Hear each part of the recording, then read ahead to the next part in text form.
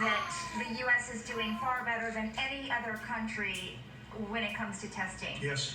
Why does that matter? Why is this a global competition to you if everyday Americans are still losing their lives and we're still seeing more cases every day?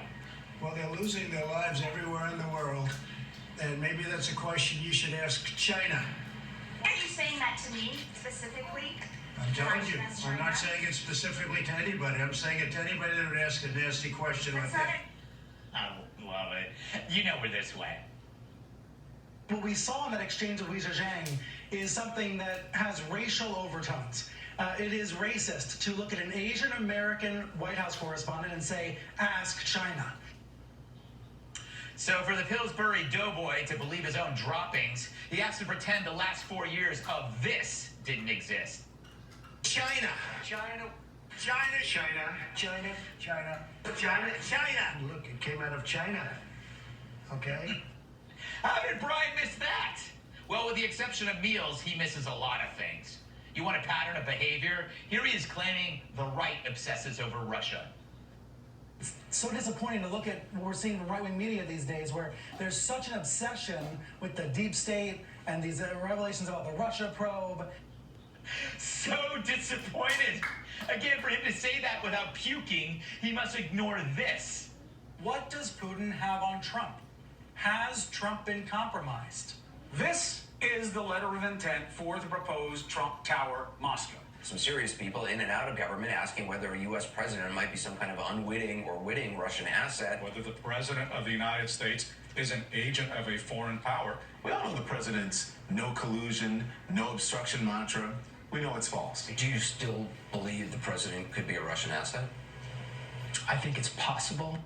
Oh, man. When CNN says you're obsessed, it's like a drunk saying that your breath smells of rum.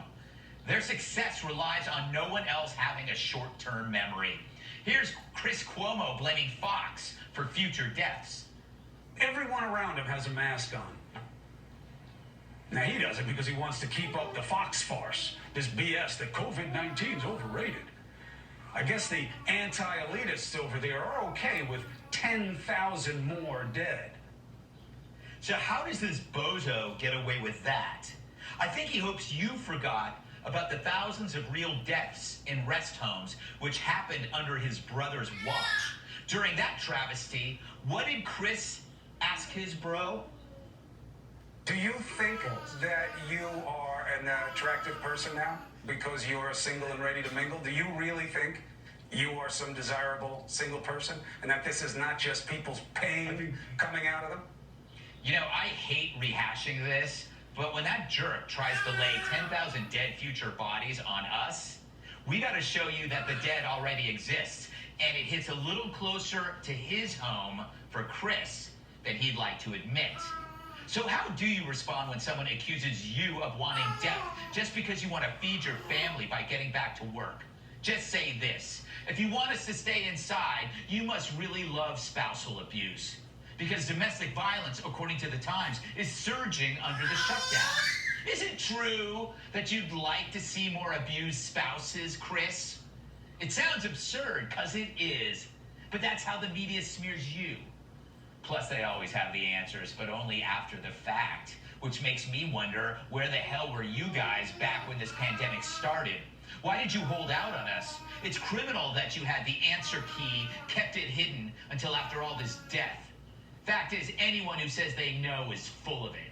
Not just the media, but experts too. They got so many things wrong. Masks, shutting down travel, ventilators, sending contagious people to rest homes. But if no one knows anything, you might as well invite anyone to discuss a pandemic. CNN had Greta Thunberg on a virus special, maybe because they put more value on her cool words than the actual virus briefings. They skipped.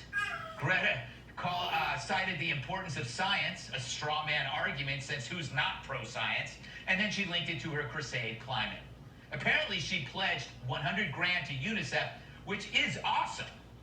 Damn, when I was 17, all I had was a BB gun and a stack of swanks that I stored in a tree.